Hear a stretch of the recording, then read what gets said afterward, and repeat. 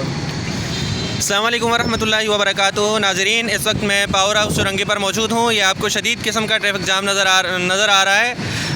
आप ये देखें, टायर भी रोड पर जलाए जा रहे हैं और ये आपके सामने पावर हाउस चुरंगी के मनाजिर हैं। मैं आपको इसकी वजूहात से आगाह करता चलूँ।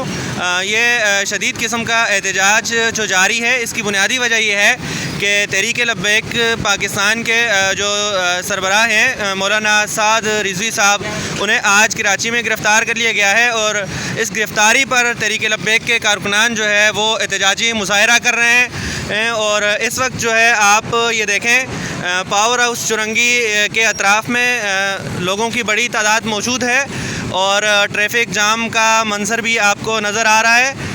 मैं न्यू कराची की तरफ से होकर आया हूँ, तो न्यू कराची में भी जो है ट्रैफिक गलियों में रवान दवा है, रोडों से हटकर आप मनाज़र जो है मुलाहिज़ा फरमाएँ। और ये ट्रैफिक जाम के मनाज़िर आपको मैं दिखा रहा हूँ।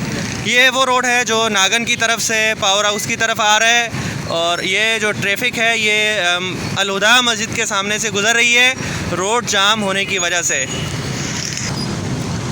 अच्छा जनाब, ये देखिए, ये इस वक्त जो है रोड पर टायर जलाए जा रहे हैं और आप ये देखें, यहाँ पर पुलिस की नफरी भी मौजूद है, लेकिन ये नज़र नहीं आ रही। साइड पर खड़े हैं, ये देखें, यहाँ पुलिस की नफरी मौजूद है और इसके साथ साथ रेंजर भी जो है यहाँ पर महफूज है। ये Usman public school system campus 2 के सामने इस वक्त तहरीक लब्बैक पाकिस्तान का एहतजाजी मुज़ाहरा जारी है और ये लोग शदीद गम व गुस्से का इजहार कर रहे हैं मौलाना साद रिजवी की गिरफ़्तारी पर।